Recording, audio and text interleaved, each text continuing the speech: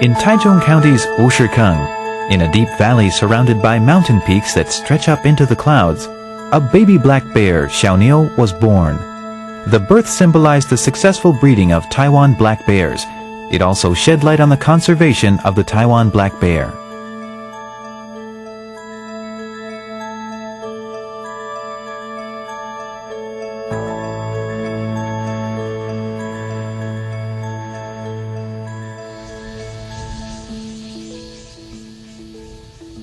In the mountainous region of Wushikeng, 5 black bears were being kept at the Taiwan Endemic Species Research Institute. Some were wounded animals confiscated from poachers, while others came from Pingtung Technical University's Wildlife Care Center and individual owners. The Taiwan black bear, also known as the dog bear, weighs 80 to 180 kilograms. The large white V-shaped patch on its upper chest is the species' most distinct characteristic. Taxonomically, the Taiwan black bear belongs to the class Mammalia, order Carnivora, family Ursidae, and subfamily Ursinae. Although the giant panda and koala species carry the Mandarin name xiong, or bear, they belong respectively to the family Ailuridae and the order Marsupialia. The subfamily Ursinae branched off from the Ailuridae about 20 million years ago, and even earlier from Marsupialia. The Taiwan black bear is the only species in the family Ursidae and the largest carnivorous animal in Taiwan. Although it belongs to the order Carnivora, it is actually an omnivorous animal, with vegetables as its primary nutrient source. At present, the Taiwan black bear lives in mountain forests at elevations of 2,000 to 3,000 meters. Its habitat includes the Xueshan Mountain Range, the Central Mountain Range, and the Yushan Mountain Range. And traces have been found in broadleaf forests, coniferous forests, secondary forests, open lands, grasslands, and riverbeds. Research has revealed that the bears engage in seasonal migration.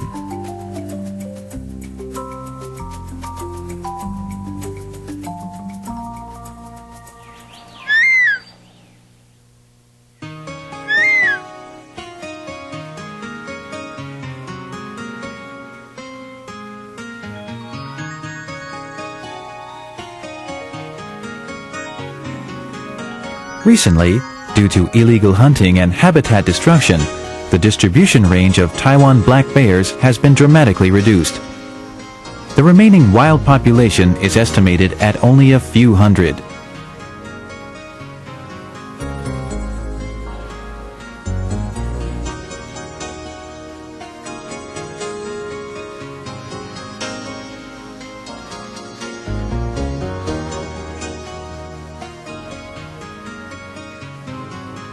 For this reason, in accordance with the 1989 Wildlife Conservation Law, the Taiwan Agricultural Council has designated the Taiwan black bear as a protected endangered species.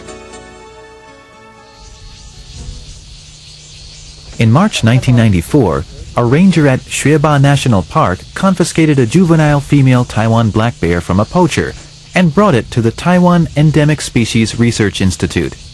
There it received medical treatment and took part in feeding, breeding, and other conservation-related experiments.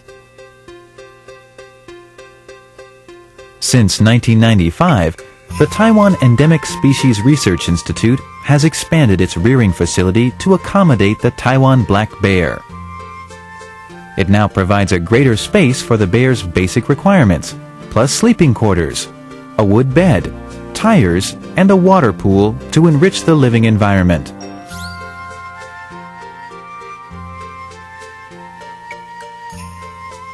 The interior of the facility is frequently changed to accommodate the bear's active and curious nature.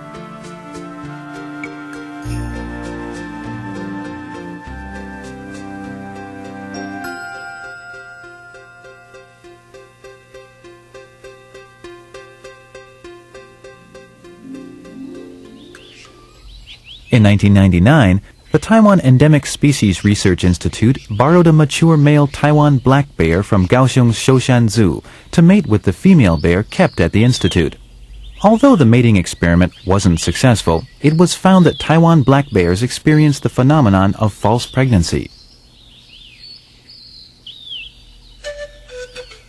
The Taiwan black bear's false pregnancy is related to its evolution.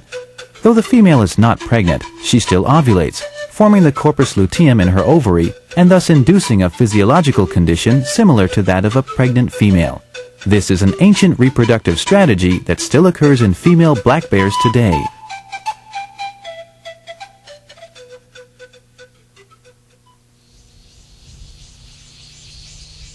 A male bear, Carter, and a female bear, Hanyo, were owned by Mr. Junming Wu of Dashi Township. In 1999 and 2000, these two animals were used by the Taiwan Endemic Species Institute for research on species and subspecies identification and breeding experiments.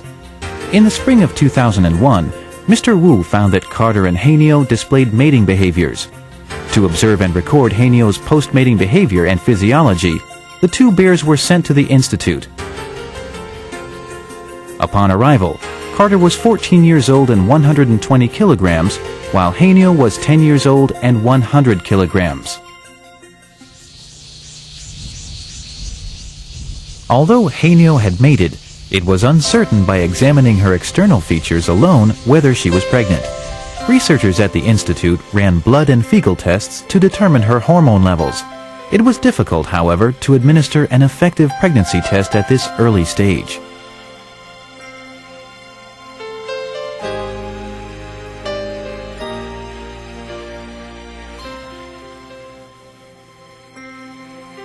The researchers also found that, after mating, Hanyo's weight and food intake significantly increased.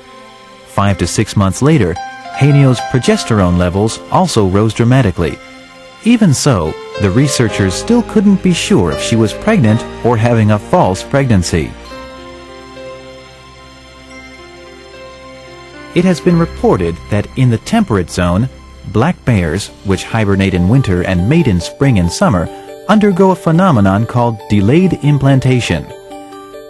When the fertilized egg develops to the blastula stage, the blastula ceases development and floats in uterine fluid for about 5 months. This reproductive strategy allows the bears to pass the winter. It has been speculated that the false pregnancy phenomenon is related to light intensity. Light stimulates the optic nerve, which transfers a signal to the hypothalamus to release gonadotropin-releasing hormone.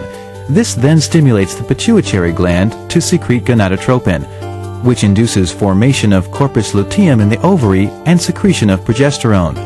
Interaction between progesterone and unknown factors makes the uterus suitable for implantation of the blastula.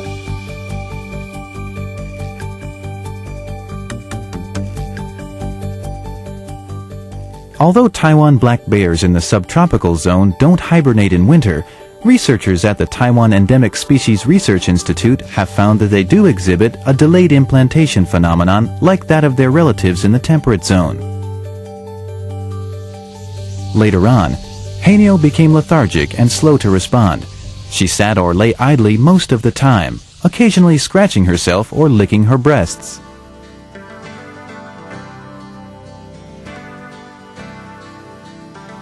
As the birthing day approached, Hanyo's food intake gradually decreased, ceasing completely a few days prior to the delivery. This fasting phenomenon had never been observed in false pregnancies. At this moment, the researchers at the institute finally determined that Hanyo was pregnant. Breeding a Taiwan black bear in captivity was no easy task. Besides providing the female bear with a comfortable delivery area, trained workers took great pains to care for Hanyo and feed her with nutritiously balanced food. The workers had but one desire, that the mother bear would deliver her baby safely and reveal the reproductive mysteries surrounding the Taiwan black bear.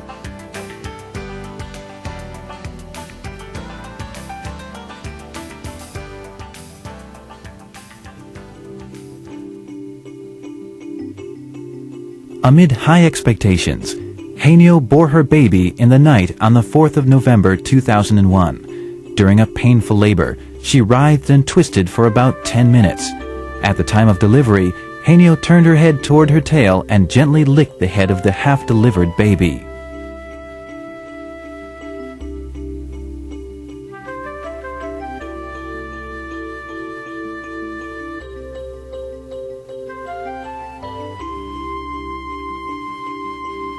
Xiaoniu was born.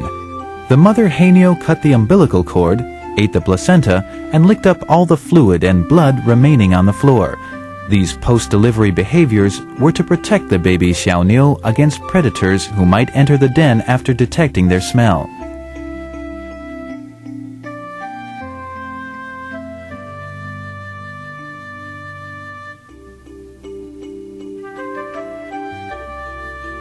The newly born Xiaoniu had closed eyes, a thin cover of body hair, and looked weak. Haniu held her to her belly to warm her and feed her milk.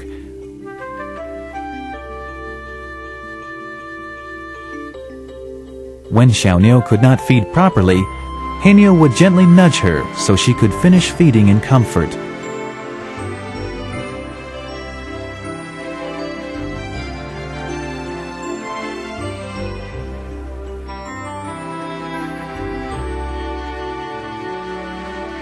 Though the frequency of Xiaoniu's feeding on her mother's milk decreased gradually with growth, the duration of each feeding increased. Occasionally, when Xiaoniu failed to find her mother's nipples or became hungry, she would cry and move around so much that she would fall off. Still, she always found a way to climb back on.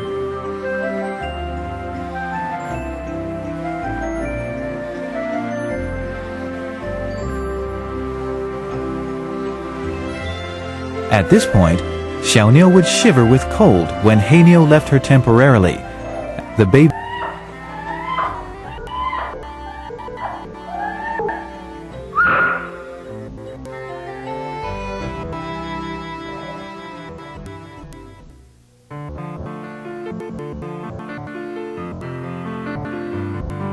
Xiaoniu stood up on 4 feet about a month after the birth. She tried to walk out of the den.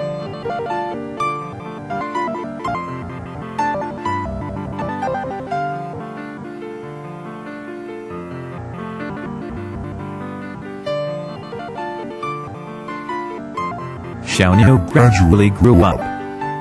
She liked to play and often played on her mother's belly.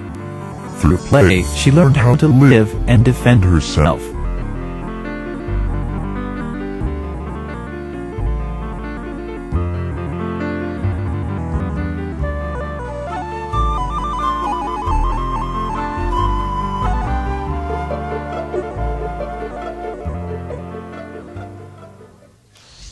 For an experiment, Xiaoniu was separated from her mother at the age of 3 months.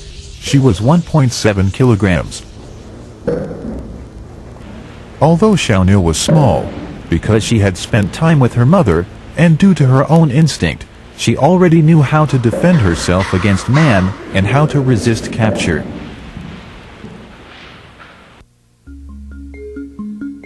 After Xiaoniu was separated from her mother, she was fed milk every 2 hours.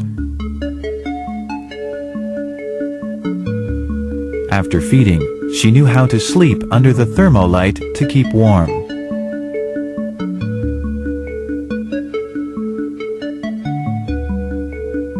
When she woke up, she ran about tirelessly with almost infinite energy. She ran, climbed, jumped, and played in water. She played with any new thing she could find.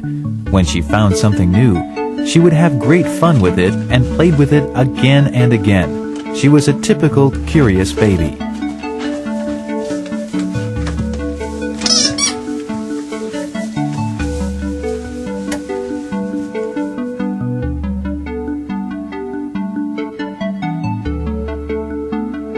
After weaning, Xiaoniu grew fast, at an average of 1.2 kilograms a week. When she turned 1 year old, she was 50 kilograms and still growing. When Xiaoniu's caretaker, Mr. Jan, entered the cage to feed her, she displayed highly excited behavior, restlessly running, jumping, and climbing. Such behavior greatly satisfied the workers who had devoted their time and efforts to her. Xiaoniu's birth provided basic, important information on the breeding of Taiwan black bears. It was a significant milestone for conservation of the Taiwan black bear's shrinking population.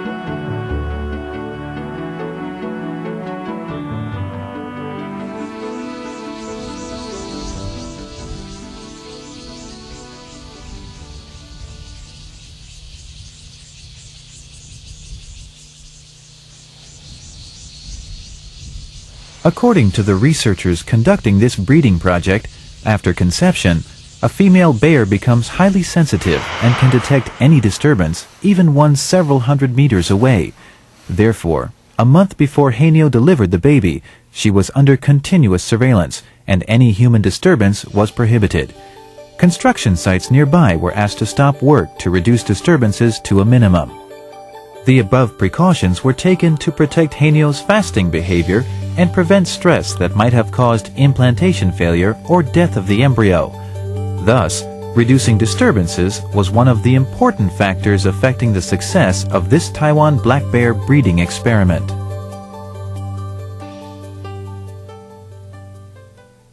A few days prior to the delivery, Haenyo ceased feeding and drinking. Neither did she urinate or defecate. This fasting condition continued for about 20 days before she finally left the den to drink, and then she started to take a small amount of food and urinate. Haenyo resumed defecation about 2 months after the delivery.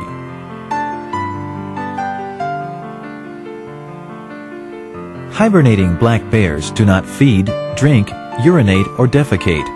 Respiratory rate, heartbeat rate, body temperature, and metabolism all decrease. Water and protein metabolites are reabsorbed by the bladder. As for idly laying around and fasting for a month after the delivery, Haenyo's physiological conditions were fairly similar to that of hibernating bears in the temperate zone. The milk that fed baby Xiaonyo came from fat stored in Haenyo's body. This was a mother bear's mysterious instinct, acquired over 1 million years of evolution.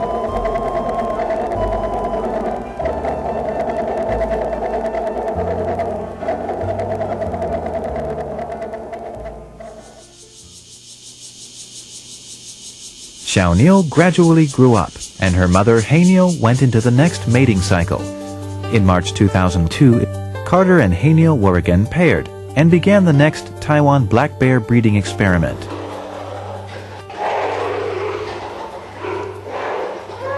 Although opposite sexes attract each other, male and female bears occupy different territories during the non-mating season.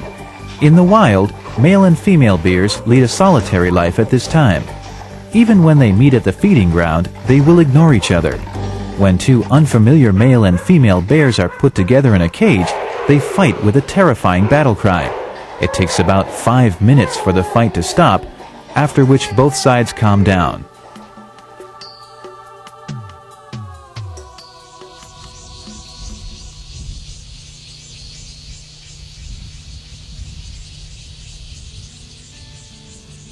Because Carter and Haenyo had lived together previously, they quickly accepted each other. After some intimate contact, in the beginning of May 2002, they started to mate. Carter held on to Haenyo's waist from the back, copulating doggy style. The duration of copulation ranged from a few minutes to about 30 minutes.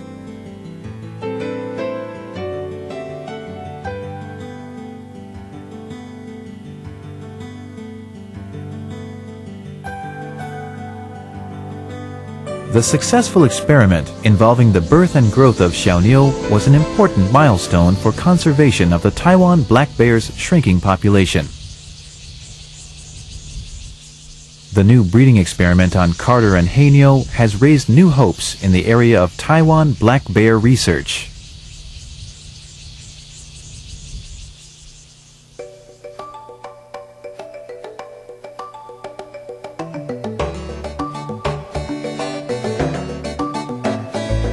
When we see the lively, lovely baby bear Xiaonyo, so full of energy, one wonders, shouldn't we endeavor to preserve a natural habitat for Taiwan black bears?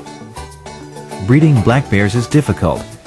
Let us give them a living space so that the wild population can propagate naturally.